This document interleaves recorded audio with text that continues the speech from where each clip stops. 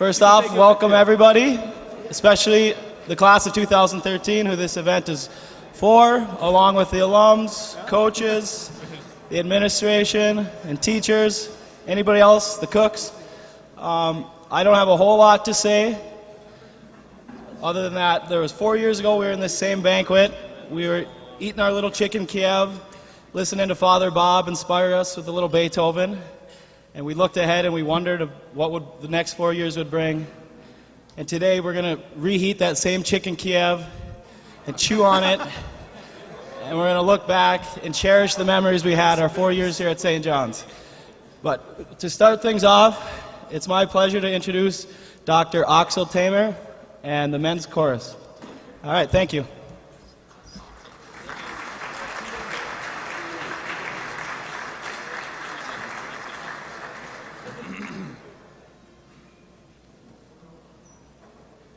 Let every good fellow now join in a song. Vive la compagnie, Success to each other and pass it along. vive la compagnie. Vive la, vive la, vive l'amour, vive la, vive la, vive l'amour, vive l'amour, vive l'amour, vive la compagnie. Come all you good fellows and join in with me. Vive la compagnie, and raise up your voices in close harmony. Vive la compagnie. Vive la, vive la, vive l'amour, vive la, vive la, vive l'amour, vive l'amour, vive l'amour, vive la compagnie. Should time or occasion compel us to part, vive la compagnie. These days shall forever enlighten the heart. Vive la, vive la, vive la, vive la, vive la, vive la, vive la, vive la, vive l'amour, vive la, vive l'amour, vive l'amour, vive l'amour, vive la compagnie. Vive la, vive la, vive la, vive la, vive l'amour, vive la, vive l'amour, vive l'amour, vive l'amour, vive la compagnie. Let every old bachelor fill up his glass. Vive la compagnie, and drink to the health of his favorite last. Viva! Let every old married man drink to his wife. Viva la compagnie.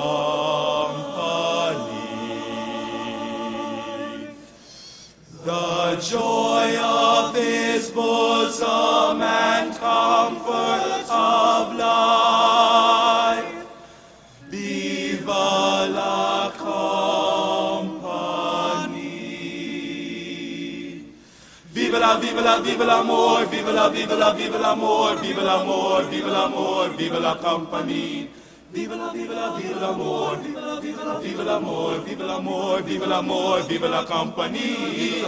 More, vive l'amour, more, viva, more, vive l'amour, viva la compagnie.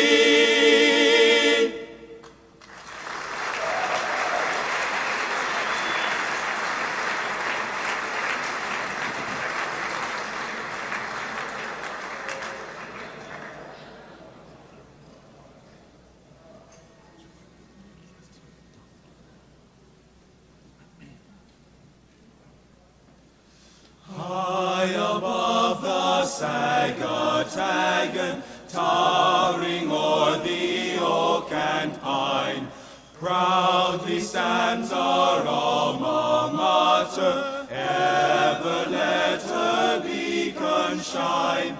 Alma mater, we be loyal, ever love and praise thy name. Hail, hail, St. John's our mother, we thy honor will proclaim.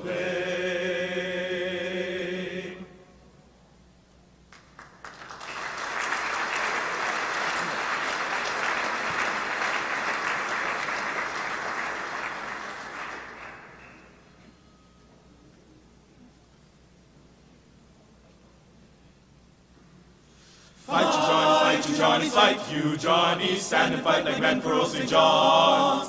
Fight you, Johnny, fight you, Johnny, it's your alma mater's own true son. Show the world what SJU can do. The fighting Johnny spirit will win through. Make the victory greater for your dear old alma mater and the cardinal and blue. Rah, rah, rah, rah, rah, hoorah, St. John's. Rah, rah, rah, rah, rah, hoorah, St. John's. Fight you, Johnny, fight you, Johnny, fight you, Johnny. Stand and fight like men for old St. John's. Fight you Johnnies, fight you Johnnies, fight you Johnnies. You are alma mater, don't you start. Show the world what SJU can do. The fighting Johnny spirit will win through, will win through. Make the victory greater for your dear old alma mater and the cardinal and blue.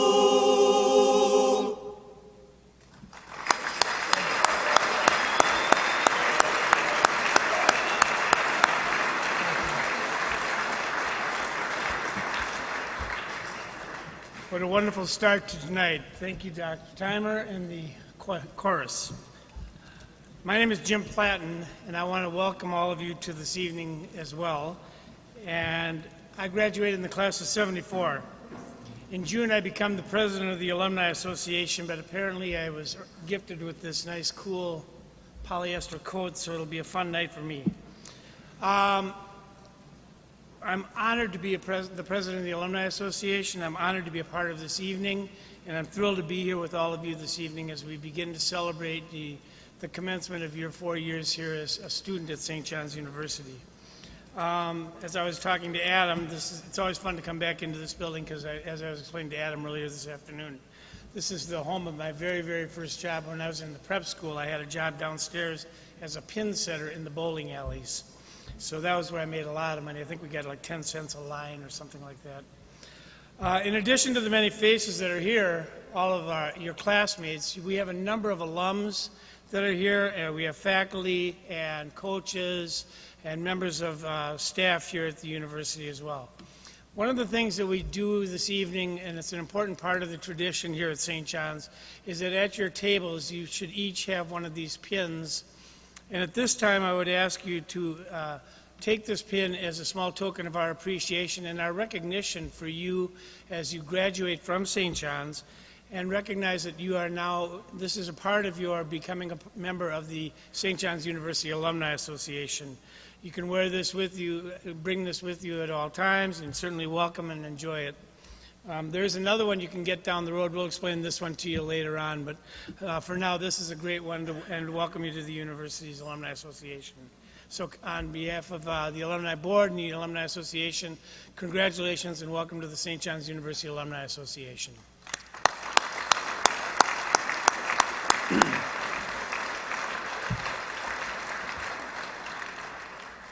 I'd now like to take time to introduce the 13th president of St. John's, Michael Hemeseth. Michael graduated here 32 years ago when he earned his degree from St. John's University in economics. From his days in Collegeville, he went on then to study at Harvard, where he received his master's and doctorate degrees in economics. After graduate school, he was a member at Tufts University in Massachusetts for 2 years, returning back to the Midwest as an economics professor at Carleton College from 1989 to 2012. He's about to complete his first year here at St. John's as president of the university, and I'm personally been thrilled to work with him and am impressed with his leadership and his vision for our future here as a university. Mike, thank you for being here with us this evening, and please help me welcome Michael Hemeseth to the podium.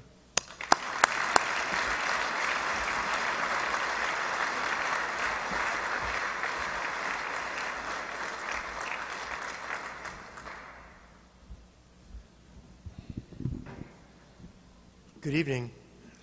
I would note that Jim has gone rather far from his pin setting days. He now runs his own company, something like that, in the Twin Cities, but I think that just shows the value of a great liberal arts education. So if any of you are worried about that, got some evidence right here. Before I start, I wanted to make a quick announcement about an event. We've arranged a little something for after the dinner tonight. I know this has been a hard spring for students. It's been a long winter. It seems like it just ended 2 days ago. It may come back on Wednesday, but I know you're mad about a few things with the administration and all of that and the Sammy Adams thing. So we've arranged for a little after party tonight, and we have found the first Benedictine rapper in history to come and perform for you at the after party tonight. So to make up for Sammy, you're going to get someone that can rhyme with hospitality and community. Who knew that was possible? The other thing is, I've issued a presidential decree. There's a lot of unhappiness about housing on campus this year. I've issued a presidential decree that everyone in the class of 2013 has permission to live off campus next year. So good luck with that.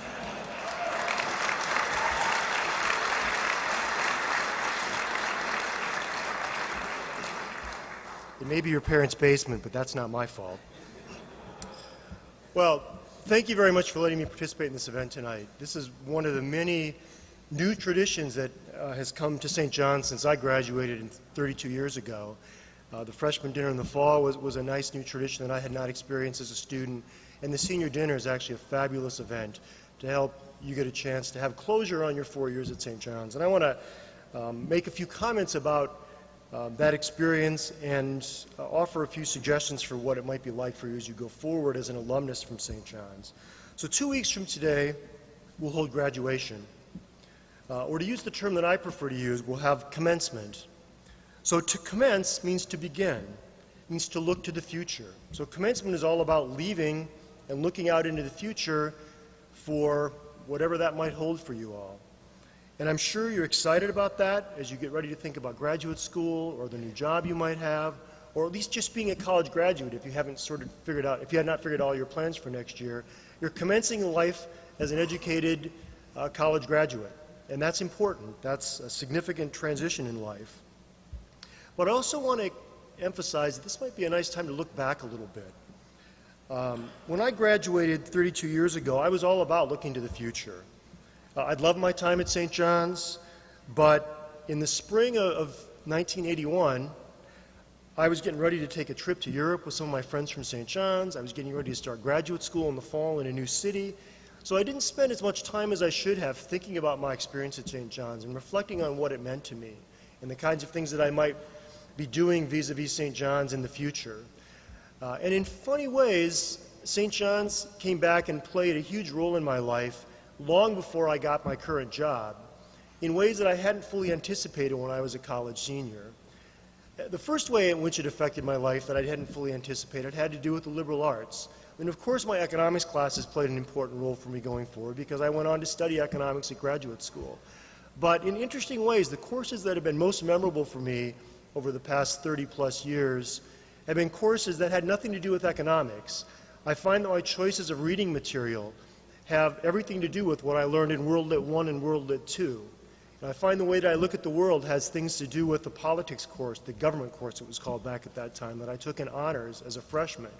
So I think you might be surprised at the ways in which your liberal arts education comes back to affect you in the months and years and decades to come. And I hope that that's true for you, because I know that was powerful and important for me, and it's something that I hadn't fully anticipated as I left. The second way in which St. John's affected my life in ways that I didn't really think about when I was leaving had to do with the Benedictine values of this place.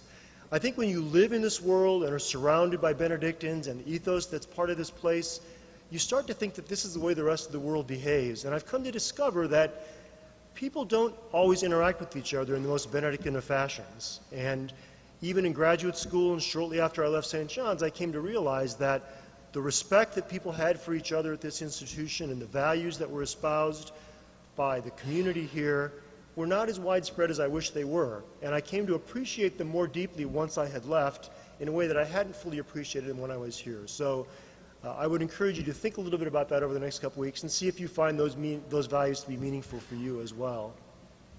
And then the third way in which St. John's affected me and that I didn't completely anticipate at the time had to do with my friendships.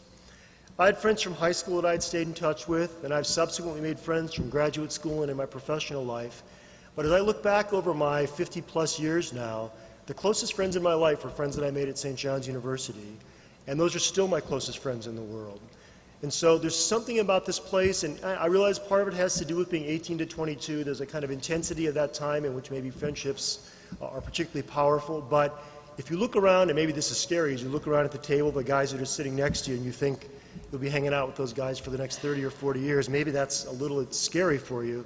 But I think that's probably going to be the truth for you. It certainly was for me, and I value that deeply, again, in ways that I didn't fully anticipate when I was 22.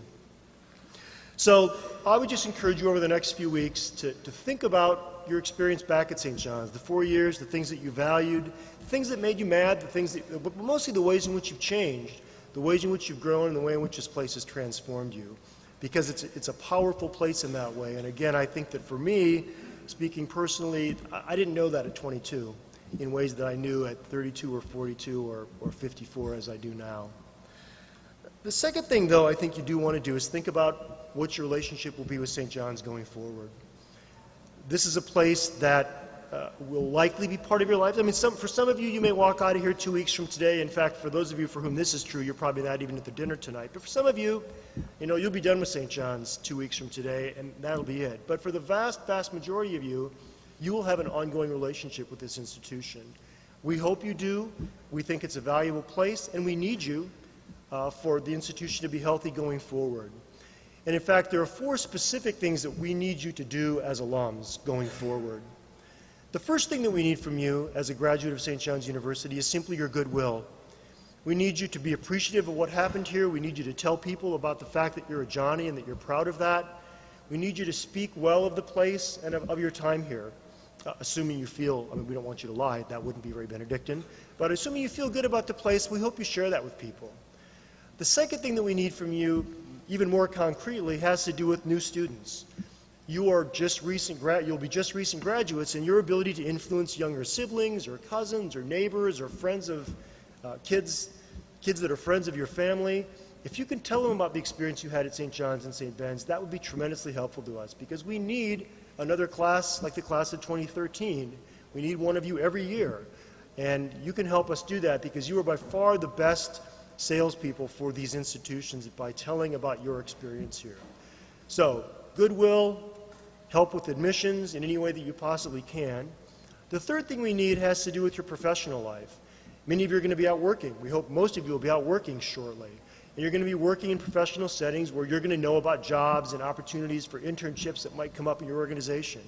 And if you can let us know about that and we can share that information with other students, that would be tremendously helpful. I know many of you out here have benefited from the Johnny Network. We want you to become part of that active Johnny Network now, both in the next few years, but also as you go further into your life. But actually, in the next few years, you probably have a real insight on the kind of entry-level jobs that fellow Johnnies might be able to benefit from. And so if you could share that information with us, we would appreciate that very much. And then the final thing we need help with, of course, is the financial piece, the stewardship piece of your relationship with St. John's. Everyone in this room that graduated from St. John's University received a subsidy for your education. Even those of you that paid the full tuition and full room and board during your time here received a subsidy from 2 different sources. From the monks of this community who have built this institution over 150 plus years and built the buildings and given back over decades and decades, and from alums and friends who give every year to this institution to help build up our endowment and give to our annual fund. And we need you as graduates to be part of that.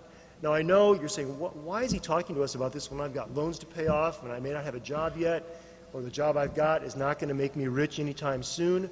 I know all that.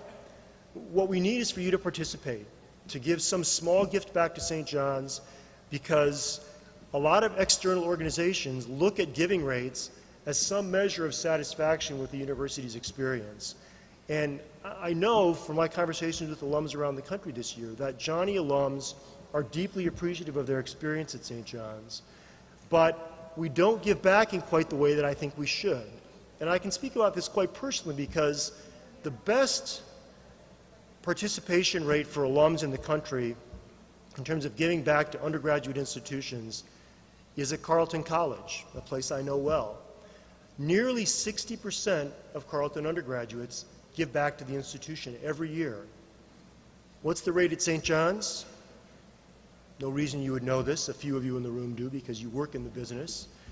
The rate for St. John's is in the mid to upper 20s among our alums. We need to do better than that. There's no way that Carleton graduates feel 2.5 times as strongly about their undergraduate experience as you all do, I hope, and as alums across the country do. And so this is something that was not true when I was a student. There was no conversation about stewardship. Nobody told me that I had a responsibility to give something back to the institution for the education I got and for the subsidy I got for my education. And I think we need to be more direct and explicit about that. The monks gave back for decades and decades, and that monastic presence is shrinking now, and so we need to have our alums step up. So if it's at all possible, if you feel any affection for this institution and you want to help other students have the kind of transformative education that you've had here, please do what you can to give to the annual fund. And again, I know in the short run that may not be a lot of money, but if you can participate, that would be great. If everyone in this room contributed to the senior class gift, I think we would match the Carleton participation rate and top it in my first year. That would make me feel really good. So if you care about me, that would be a nice thing to do. So those are the things that we need from you as you graduate. I hope you find ways to participate and stay involved in the life of the institution after you graduate. But mostly what I hope for you is that this community that's been so important to you over the last 4 years continues to be a part of your life and continues to sustain you in whatever way you find valuable. We'll always be here for you to come back to. And just remember, wherever you are in your life, whatever stage you are, wherever you are geographically, that you are a part of this place. And this place is a part of you. And in some ways, it is a part of you that you might never quite imagine, as you'll discover in the months and years to come. Thank you so much for coming to St. John's. Thank you for being graduates. And we look forward to seeing you at commencement in 2 weeks. Enjoy your last couple weeks at St. John's. Thank you.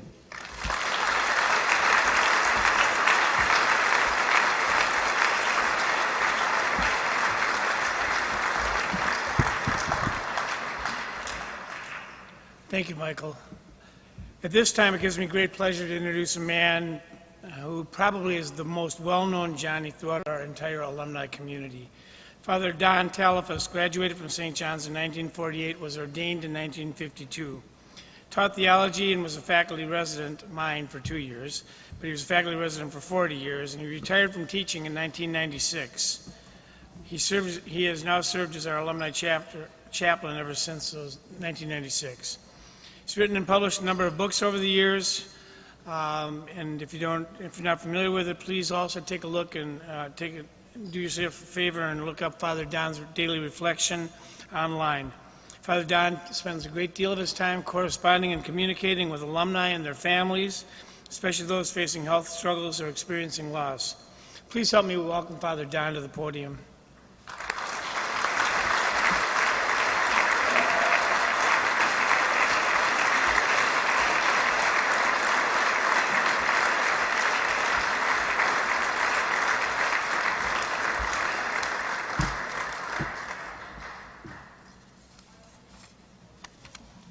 Thank you all. In the name of the Father, and of the Son, and of the Holy Spirit. Loving God, we thank you for these graduates and their gifts, academic, artistic, athletic, and social, which have enhanced our lives. Bless them, their families, friends, mentors, faculty, residents, professors, all who have supported them. Keep their hope and spirits high. May life after graduation be filled with opportunity and some awesome surprises. Comfort all who suffer from war, terrorism, and disaster. We pray tonight especially for a St. Ben student, senior, Lindsay Johnson, who is dealing with cancer. We commend to your loved deceased family members and friends. One of your classmates at St. Benedict's died her freshman year, Daylene Kraling. Be with alumni and friends deployed or working abroad in challenging circumstances.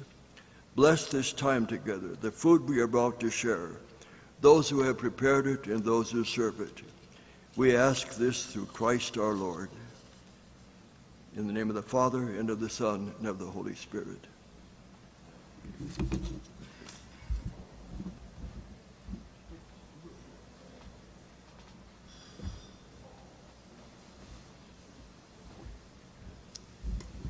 Thank you, Father Don. At this time, we're going to go ahead and have dinner, and then we'll reconvene with a keynote speaker at about 5:40. So I'm the last person between you and food. Enjoy. Now I am at 5:40, so I can go on and move forward here. I have 3 minutes to introduce this gentleman, which is not going to take that long, so Kevin, you're going to end up with more time. Our keynote speaker tonight is Kevin Cashman. He's from the class of '73. Kevin and I were visiting this afternoon we figured we probably crashed into each other in a few classes since our majors were parallel. And so he was a psychology major, as was I, and he was apparently in your shoes 40 years ago, which is weird. But over those 4 decades, Kevin has gone on to become a best-selling author, top 10 thought leader, world-class speaker, global CEO coach, holy cow, and a pioneer of the grow the whole person to grow the whole leader approach to integrated leadership development. He writes great stuff and he writes great books, and he's been a consultant and advisor to thousands of senior executives and senior teams in more than 60 countries worldwide. Written 6 books, including Awakening the Leader Within, Leadership from the Inside Out, both named #1 bestseller in 2000, and his latest book, The Pause Principle, Step Back to Lead Forward, has been recognized as a top business book by multiple sources as well. So with all that, I would just like to say that it's wonderful to have this gentleman back here at St. John's this evening to talk with us. It's my honor to introduce our keynote speaker, Kevin Cashman.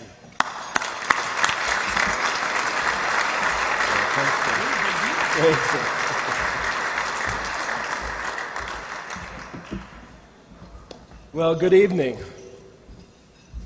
I'm just back from a trip from Spain, and I am really jet lagged. And a friend of mine is a sleep researcher, and he told me that if you're more than 5 hours jet lagged, you're the same as being legally drunk. So I was thinking about that and going, well, legally drunk, St. John's class of 2013. What a great match. So I was also thinking about 40 years ago, if you can believe it. I can't believe it, that 40 years ago I was sitting in your chair and thinking about life and thinking about what's next. And in the connection with all of you at the social time and around the table here, I'm thinking these guys are a lot more with it, a lot more focused than I was at that time. And to prove it, I want to show you a picture here. So this is me sitting in a chair at St. John's 40 years ago. Now, the fashion sense is a little off, right? I think it's the last time I had a red belt and a red sweater. And the eyes look a little bit altered there, but we won't talk about that.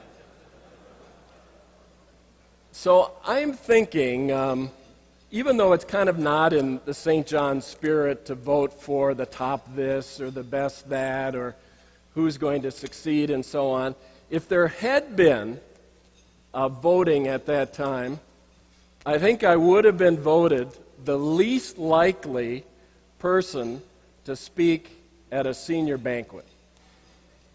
The second thing I'm quite certain of, I might have been voted maybe least likely to make it 40 years, right? So that's a big accomplishment. So I was thinking, what would I hope that somebody back at that time could have got across to me? How could somebody have transmitted some life lessons as, you know, I was starting off like you were starting off? So I'm going to try to share some of these, and hopefully they'll make sense. The first one is the toughest one to get across. Life is a heck of a lot shorter than you think. There will be a time, 40 years from now, you'll be thinking about the people who are seniors at that time. And the time is going to go like that. Like that. So what's the significance of that? Well, the significance is, if time is short and precious, it's really important to zero in on what is important. Now let me share something with you about this. You see the photo on the right here. This is a photo of a place I was leading a leadership development program in Switzerland. It's a place called the Mirador Hotel. It looks over Lake Geneva. It's a beautiful place. So I was leading a team through a team building process, a 3-day process. First 2 days, we helped them kind of understand themselves and their strategy and how they're going to get along and how they're going to come together to kind of go beyond what they thought was possible. All good stuff. But then before the 3rd day, the CEO came up to me and said, there's this Tibetan monastery up the hill here. Why don't we get up early tomorrow morning and hike up as a group, go to the Tibetan monastery, meditate, set our intentions, and then complete the strategy. Now I'm thinking, that sounds cool. It's kind of out of the box. It's kind of different. But the team was not into it. The team is going, oh my God, get up early, hike up the mountain, go to a monastery and meditate. They weren't into it at all. But because the CEO had suggested it, they were just kind of mumbling, amongst themselves. But anyway, we got up early the next day.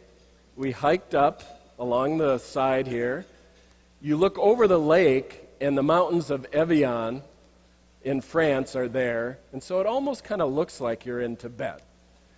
And we finally get to this monastery. And it's a very weird multicultural experience because there's a monk dressed in Tibetan robes outside, and he's greeting all of us in a German accent. So nothing kind of computes, nothing makes sense. And we go into the little meditation hall, and there's these little pillows on the floor. And we all go and sit down, and people are mumbling and grumbling because it's difficult to cross their legs and sit and be comfortable. But they're doing it quiet. And then the monk walks in, and I'm in the front, probably looking like too willing a student. And the monk comes in and sits down, and then he doesn't say anything, no discourse. But he looks right at me and asks me, how many days do you have left to live? Now, being a coach of CEOs, I'm usually the one to have the question. And here is somebody with a real question, a question that bore a hole right through me. And at first, my thought was, you can't be serious. How many days do you have left to live? And then he continued to look at me like he was very, very calm but serious, waiting for a response. And then I don't know what happened. I don't know if my brain was computing, it was some, flash of insight or something, but I had an answer. And the answer was 6,000 days. Now, the weirdest thing happened is he sat there for what felt like an eternity, nodding and thinking and so on. And then he finally turns back to me and says, "That's about right, my son." And then my brain kicks in and I go, what do you mean that's about right? 6,000 days? What do you know that I don't know, but I told you? And so I'm totally confused. And then I'm starting to think about 6,000 days. How many years is that? How am I going to use that? How is that time going to be spent? Will it be spent well? And then the monk started talking about, do you want to waste any day? Do you want to waste any precious day in anger? Do you want to waste any precious day out of love? Do you want to waste any precious day out of purpose? Now, I was thinking for all of you, well, you're sitting there thinking, well, yeah, he's older, he's 40 years, graduated, 6,000 days, well, he doesn't have much time. So the question is, how many days do you have left to live? Now, you could get very analytical about it and go, what's my family history and longevity and this and that? How am I taking care of myself or not? And kind of compute it. But I went to an actuary and said, okay, I'm in this part of the world speaking to this many people, and they're about this age, and this is kind of their background and socioeconomic status. How many days do they have, actuarially? And he took some time, and he computed, and he figured out how many days you have. You have 20,075 days. Okay? Now, the unsettling thing is this is a bell curve. Some of you have more. Some of you have a lot less. Some of you have less than I do. So time is precious. So how are you going to use it? Where are you going to put your energy, your heart, your emotion, your love? What are you going to create? Because you have that time, or maybe a little bit less, to create your life. Next one. I wish somebody had gotten through to me. Love to win. Love to win. Now, at St. John's, that's probably not that foreign, right? Athletics and competition, national rugby championships. Yeah, you love the win part. But there's more to it than that simple interpretation. So how many people know who this is? How many people? Who is this? Vince Lombardi.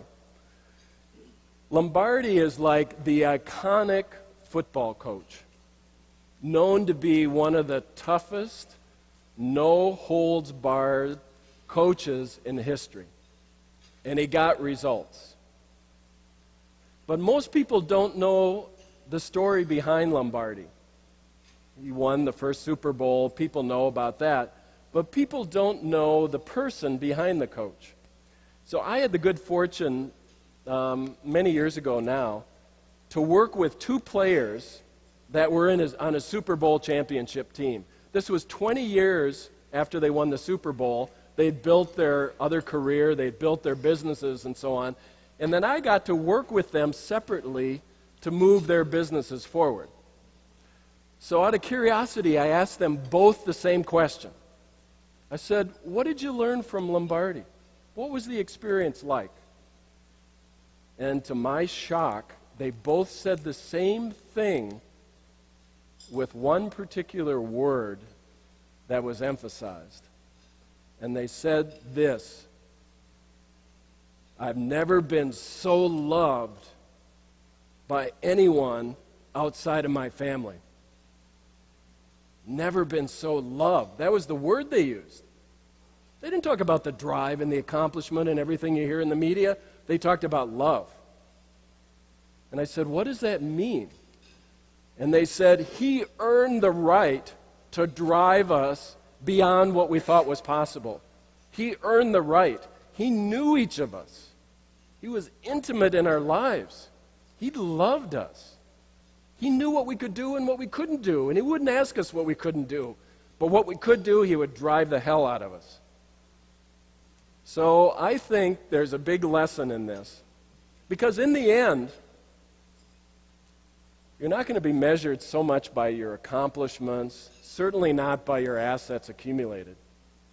But you are going to be judged by the love that you transmit. You will be judged by that. Family members will remember that. They're not going to remember your accomplishments or your assets. They're going to remember the love that's transmitted.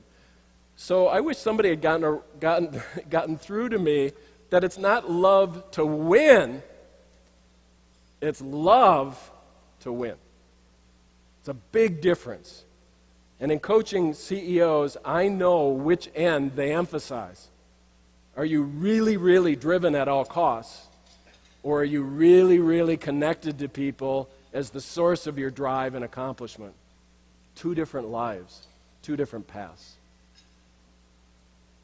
The next one is live on purpose. You know, we all want purpose, we all want meaning, we all want to contribute to something bigger than ourselves. But sometimes it's not very clear what is that purpose, what is that thing that we're going after. And sometimes it's not clear to very, very accomplished people. A while ago, I was working with the CEO of a medical products company. Really, really successful guy. He had founded the company.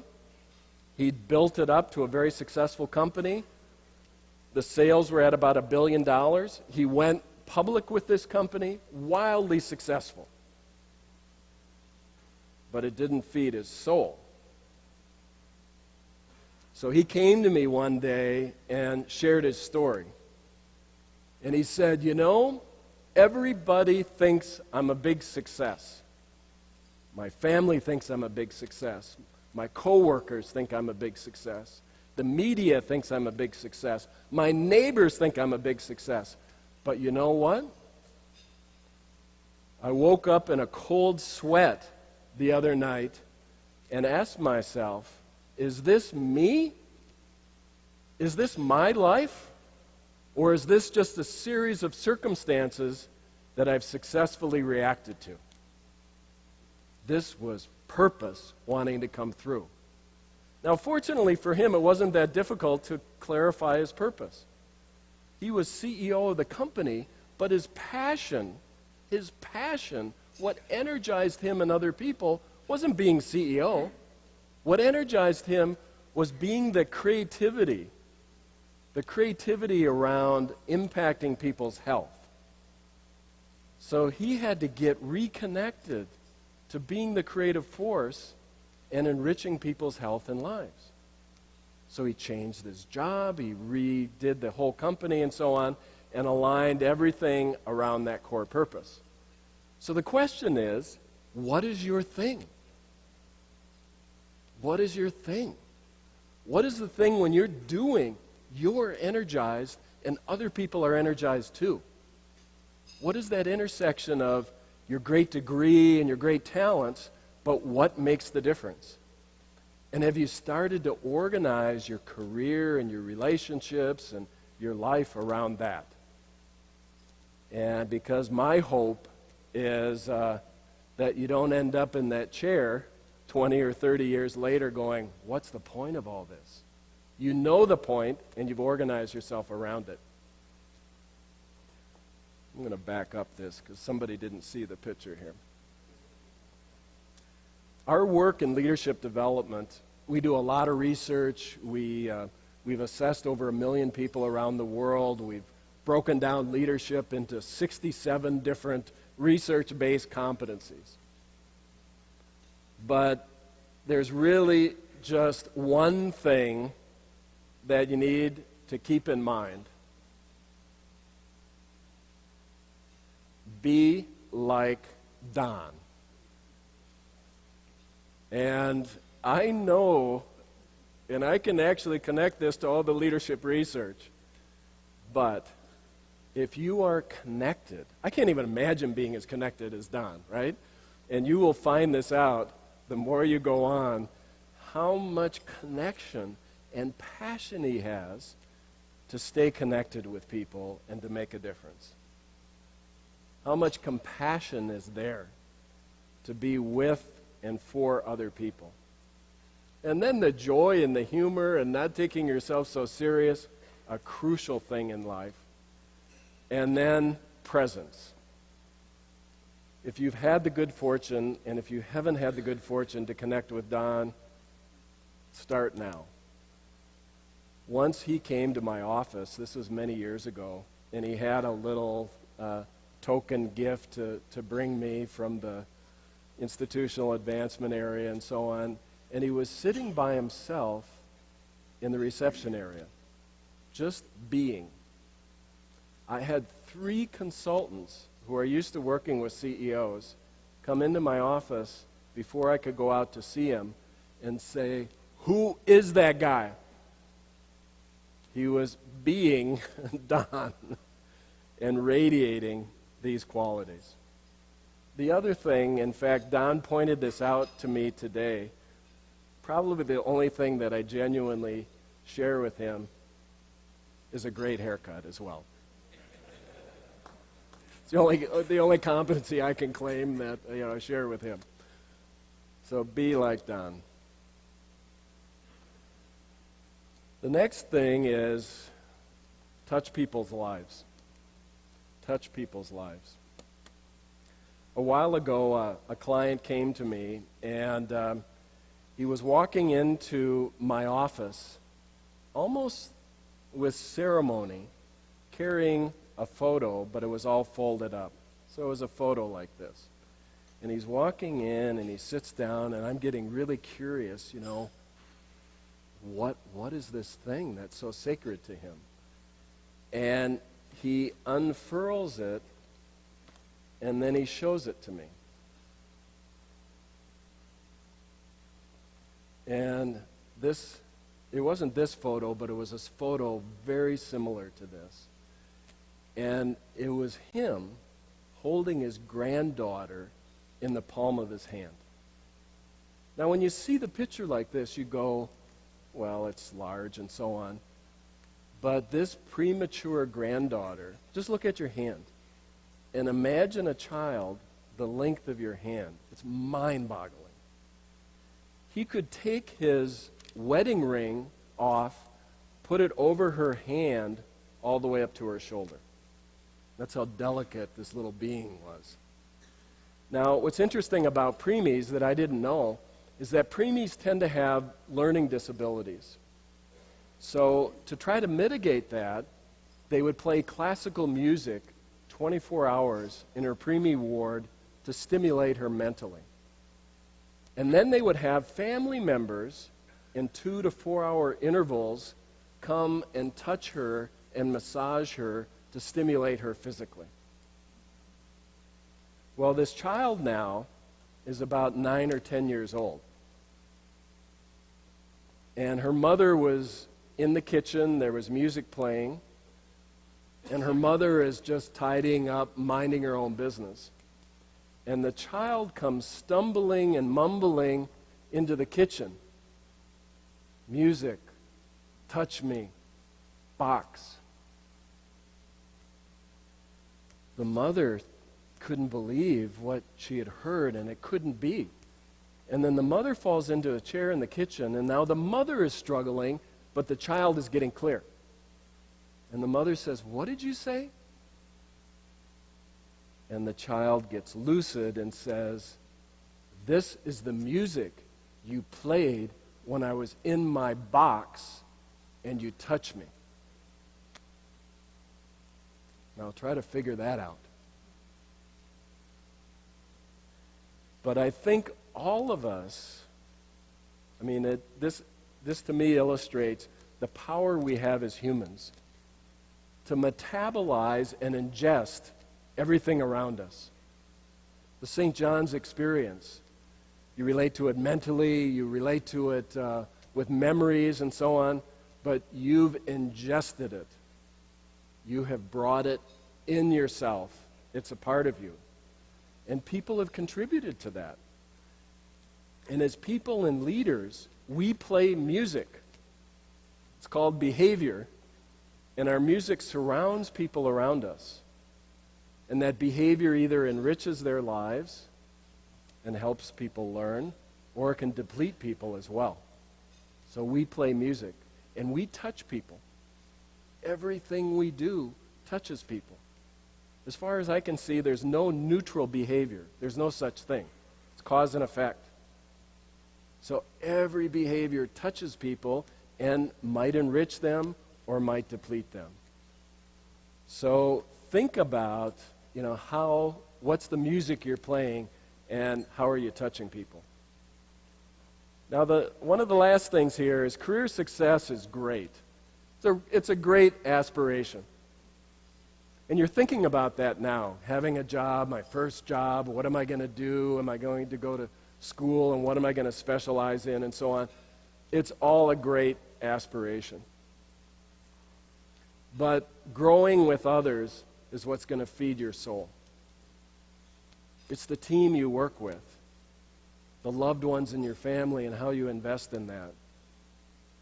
Does the product and service that you're offering really enrich life or destroy life?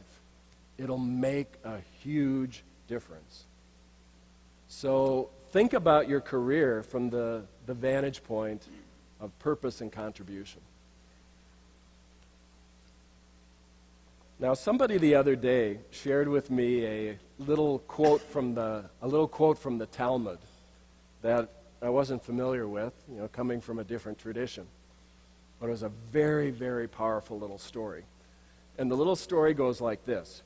Every blade of grass, every little blade of grass in all of creation has an angel bent over it, whispering 3 words of encouragement.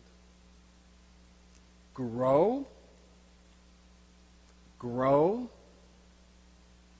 grow. And as I think about sitting in your chair now, you've been growing. You've been growing in your knowledge. You've been growing in relationships. You've been growing in possibility. Now it's time to make that growth not about you in your career, in your success, but helping others grow. Helping family members grow. Helping teams grow. Helping society to grow. So moving in that direction, hopefully, is what you'll go for. So in close, I have a wish for you.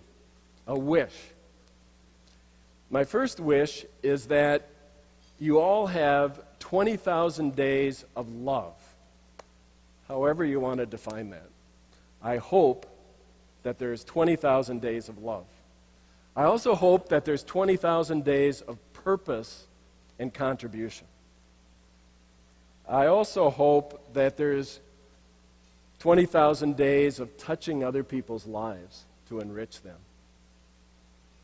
And maybe most important tonight, I hope that you have 20,000 days of being like Don. Thank you very much.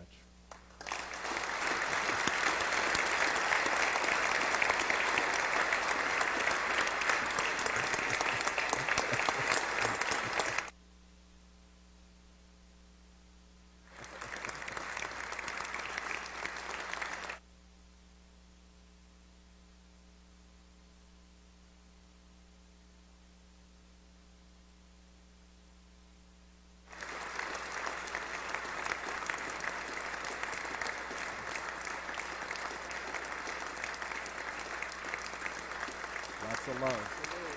Lots of love.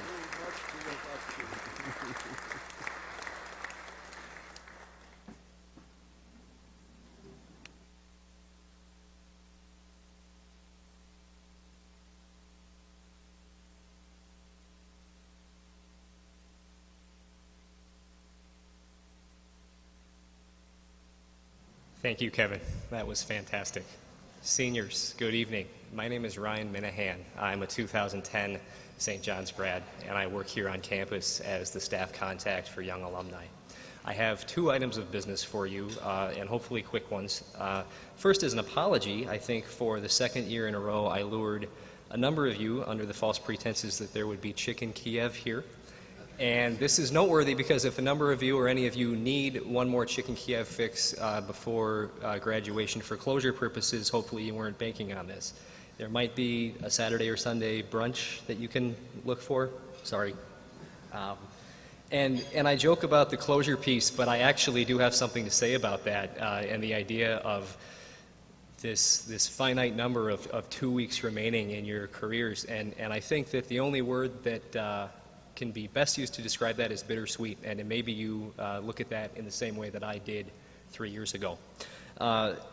In a way to maybe expand on some of the opportunities for you to remain a part of this community that Michael Hemeseth brought up, I'd like to make a quick point, but to do so, if you'll bear with me, I want to flash back 4 years to 2009, when I'm guessing many and most of you made your decision that CSB+SJU would be your chosen college experience.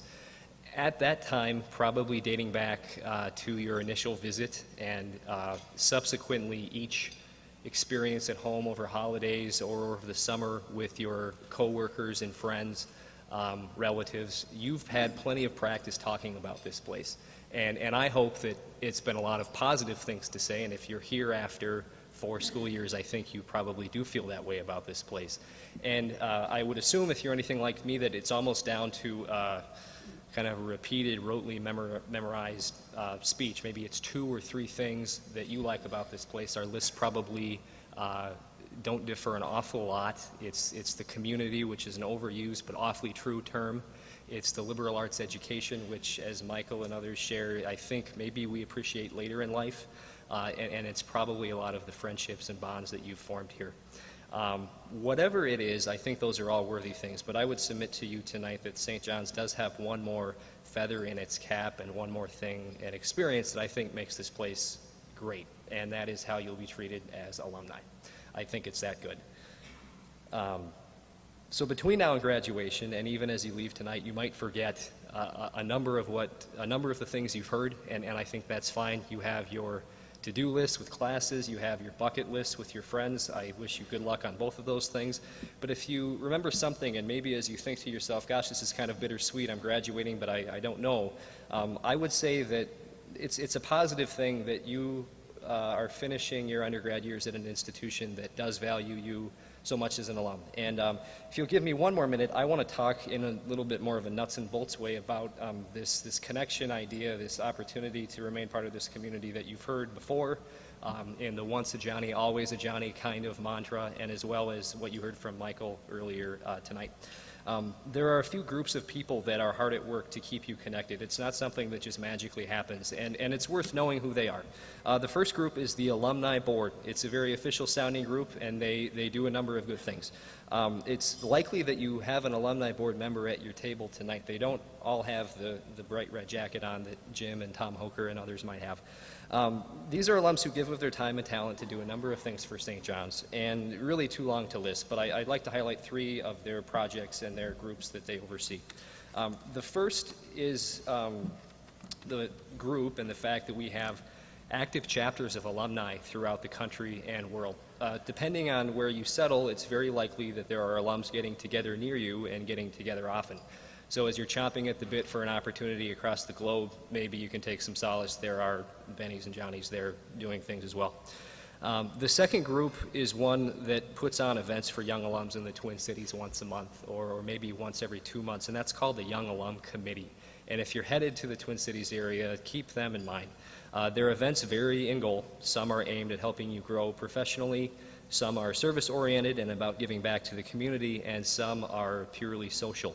An example of the professional development type event is actually something that's advertised on your tables. It's called Red Talks. It's an upcoming gathering on May 16th, and it's a little bit of a take with our own community on the TED Talks idea.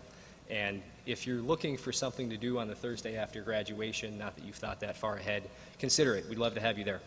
An example of a social event is, for instance, a Young Alum Twins game that happens every year. This year it's on July 19th, and St. Ben's and St. John's have the Budweiser roof deck for the night, and we're looking forward to that. We'd love to have you there as well. Lastly, though, the third and I would say most important group of people that will work to keep you connected with each other and with this place is your class committee. And this is a group that you'll get to know well if you haven't already. Every class has a committee, and you'll be hearing from yours often in the years to come. At this time, I'd like to invite 2 leaders from this group, Ethan Howard and Stephen Gross, to come up and say a few words. Thank you.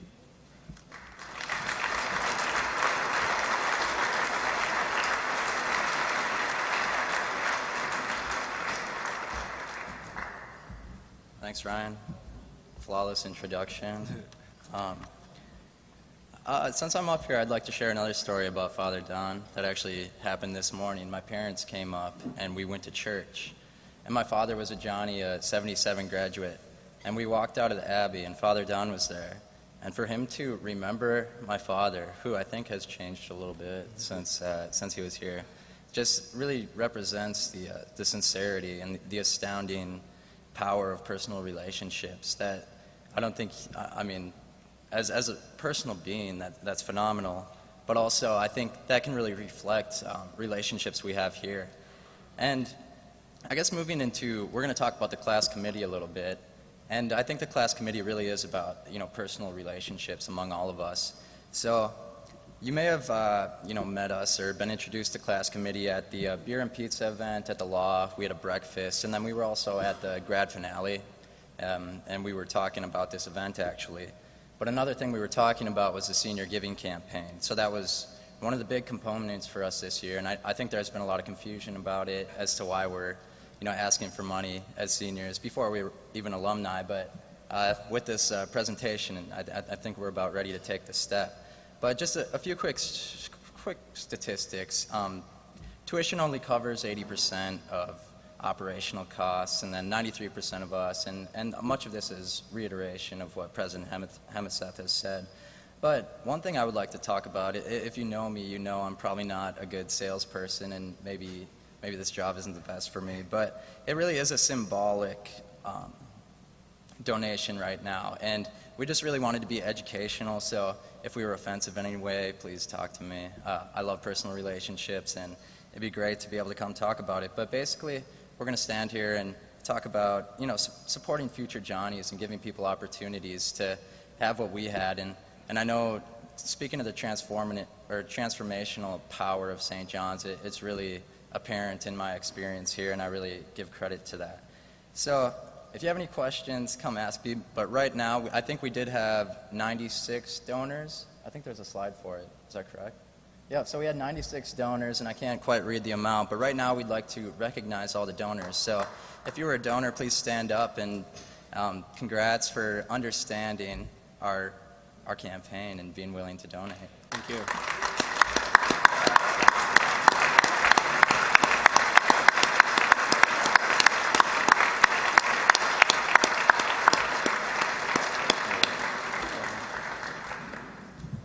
So, like Steve said, we're here to educate and, hopefully keep us together in the giving sense.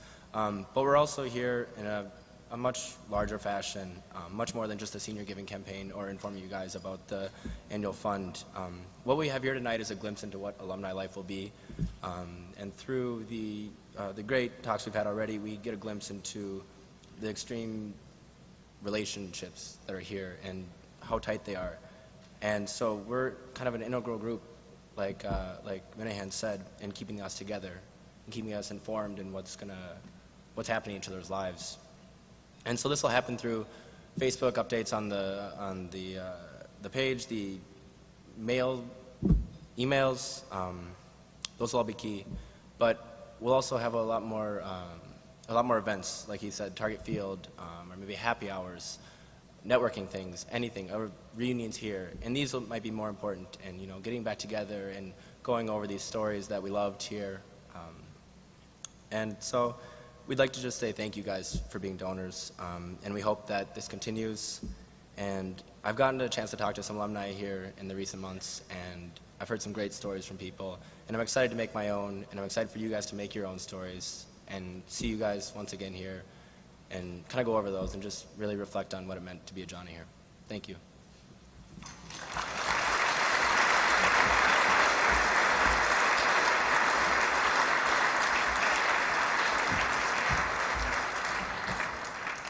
Congratulations on that number. That's awesome. Thank you very much, gentlemen.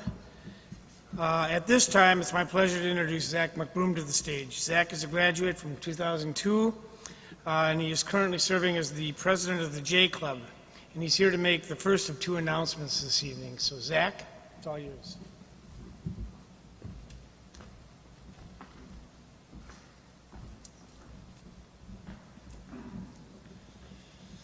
Good evening.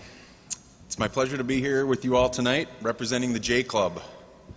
The J Club is an athletics booster organization that supports all varsity, club, and intramural sports here at St. John's.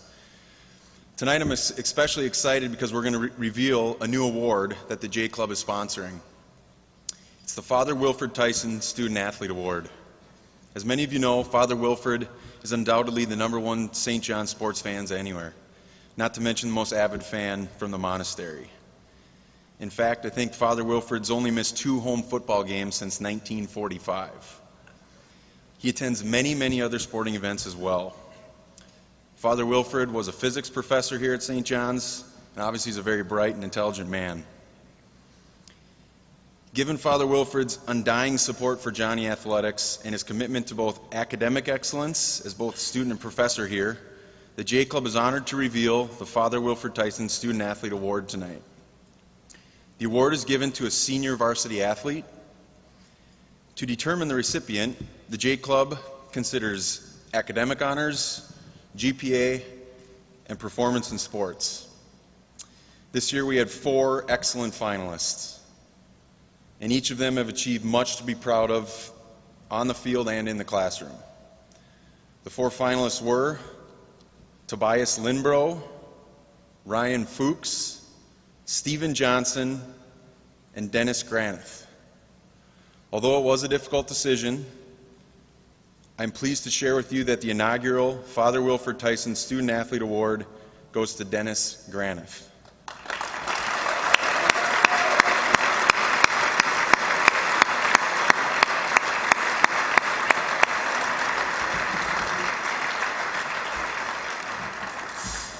Unfortunately, Dennis isn't here tonight because he is at the SJU Invitational Golf Meet, but I do look forward with presenting him with this plaque in the coming days. And fortunately here, Father Wilford's kind enough to come up and say a couple words. Big round of applause for Father Wilford.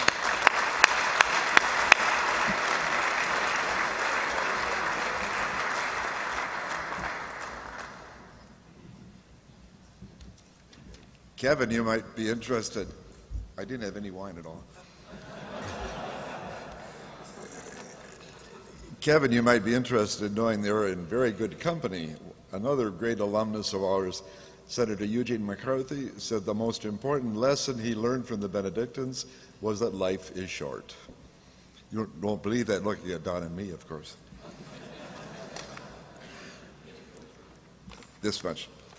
I know a monk is supposed to be humble, but I'm going to enjoy my moment in the spotlight because I'm going to persuade Tom Stock and Adam Herbst to call this award the St. John's Abbey Student Athlete Award.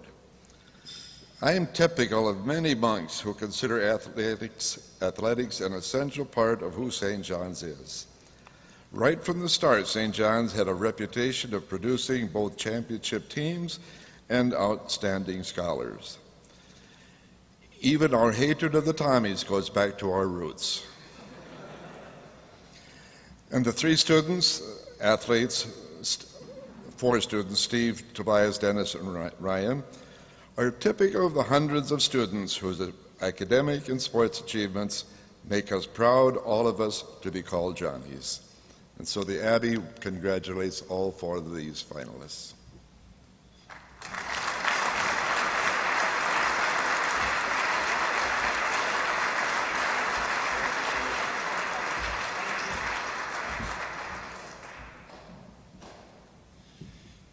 To finish up, I'd like all of you to think back at your past 4 years here in Collegeville. For many of you, a big part of student life at St. John's revolves around our athletics teams, events, and facilities. The great thing about SJU is virtually everybody can and does participate in some way. Whether you played a varsity or club sport, you were on an intramural team, or simply utilized the amazing facilities here, fitness center, all sorts of different things. For many of you, athletics and SJU undoubtedly went hand in hand. The J Club has a goal to try to make sure that these types of activities continue and improve in the future. We do this by raising money to support all the different types of athletic endeavors on campus and help pitch in when we can. The funds we raise are used to make sure our teams and facilities continue to improve so that future Johnnies can continue to have the same great athletic experiences that all of you had. I hope each of you find a way to join the J Club going forward. It's one of the great ways you can give back to St. John's. We want to stay competitive, and we want to have great facilities, and we're going to need your help to do so going forward. For first-year alums, you can sign up for $25. It's quick and easy. You can do it on the St. John's website, or many of you will get a J Club mailing. Once again, I'd just like to congratulate all the finalists. Good luck to you all. Enjoy your last couple weeks, and go Johnnies.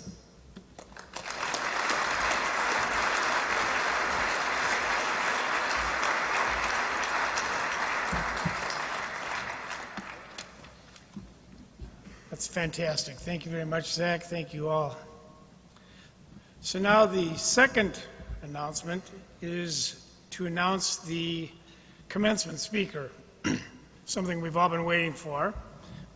Each year, the senior class selects one student to address your class, your families, and your friends during your graduation ceremony.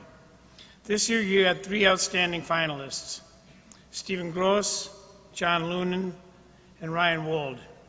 Before I announce the selection, I would like to congratulate each of these finalists. Your nomination truly reflects the admiration and the respect from your fellow classmates.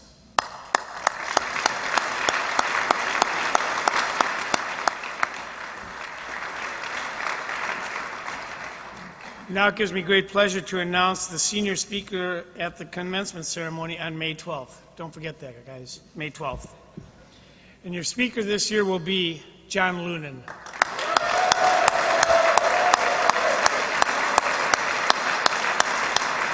Congratulations.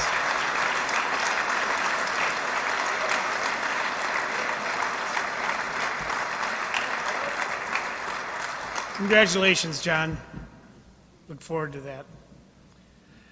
We have one little item of business left, and that's something that's been a tradition here at St. John's at the senior banquets over the years.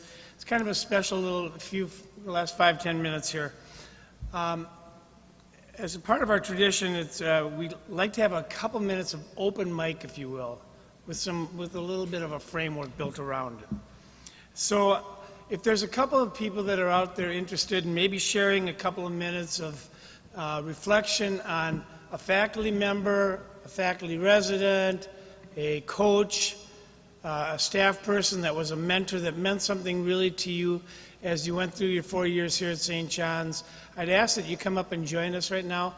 I was thinking about this as I was preparing for this evening, and of course one of the thoughts, of course, was Father Don, but I knew that he was going to have a few moments to be shared, we were going to share on that. Another person who meant a great deal to me during my 4 years here at St. John's was Father Kieran Nolan, who is back here on campus now, was over in Japan for about 28 to 30 years. And Father Kieran was very instrumental in so much of my life and my development during my 4 years here at St. John's. But I think each of us has those special people that meant so much to us. So if there are one or two of you that would like to come up and take the microphone for a minute or two and just give us some thoughts about somebody that meant a lot to you. It's kind of, a little bit of a challenge here. We didn't give you a whole lot of lead time on this one, but I know you guys are pretty versatile. Anybody? Bueller? Look it up there. There we go. Good, you? My name is Jack. I was the MC at Beer Olympics, if you guys were there yesterday. We all had a lot of fun. But I want to first thank President Hemisath, Jim, Father Don, our guest speaker Kevin, Zach, Ryan, Father Williford, and our caterers for this wonderful meal. And I guess I don't have one person in particular that I want to thank, but many people. 4 years ago, we kind of all came here. We were all running from cops, jumping out of second-story windows. But I want to thank those people that helped me learn and grow. And I want to thank my teachers especially that helped me graduate, assuming President Hemisath signs my diploma. And I really want to thank my parents. They've done a lot for me, and I am truly grateful for that. I look forward to these next 2 weeks, and I look forward to the 20,000 days the rest of our lives. So thank you guys.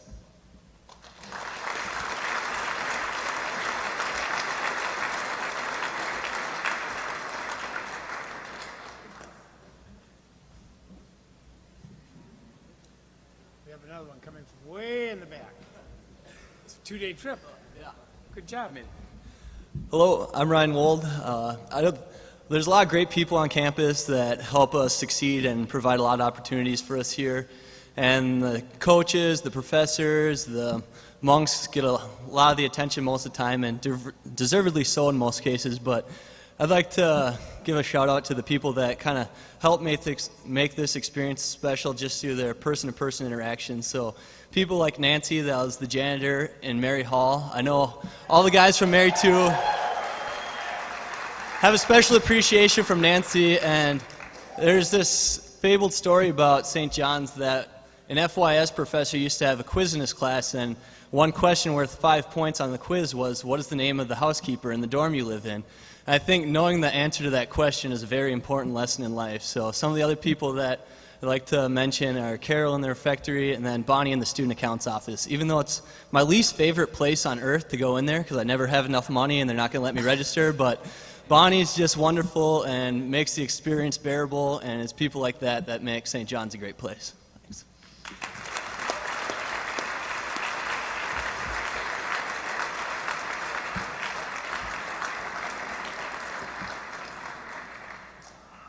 Well, over the next 2 weeks, you will have plenty of time to share stories, and over the next 20,000 days, you'll have plenty of time to reflect on those awesome days and stories as well.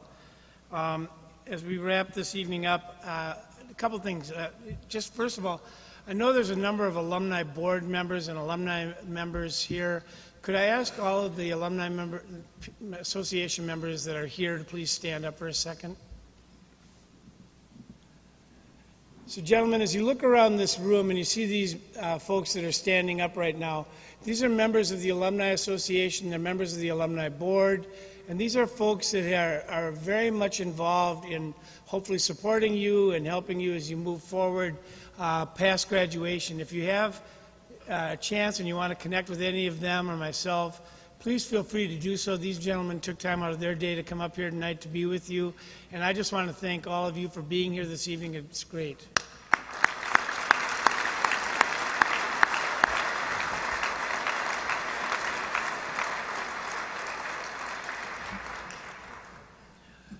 This evening was a chance for us to get together, have a meal together, have a wonderful keynote presentation, and a chance to reflect a new award that will be an annual award going forward. Possibly it sounds like there may be a name change involved in that. I have a pretty good chance of believing that Wilford will win that one.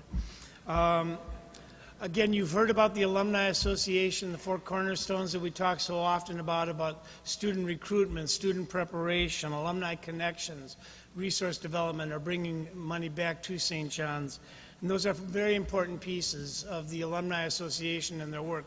Most importantly, it's a chance for all of us and all of you to stay connected with each other, to stay connected to this place that so many of us refer to in such a passionate way as our home. This is, for so many of us, our spiritual home, in a lot of ways our emotional home. It's a safe place. It's a place that we have all grown to love and care about deeply. And I want to encourage you to always feel like you can come home. We call it in the fall, we call it homecoming, and there's a reason for that. You are coming back home. This summer you'll have a chance to come to the first reunion weekend, if you wish. And it's a chance to, again, be back here on campus and enjoy it. Come to homecoming, stay connected to each other. I wish you nothing but success and great success in your lives. I welcome you to the St. John's University Alumni Association, and I thank you so very much for all that you have done for St. John's and will continue to do. Congratulations to each and every one of you, and thank you very much.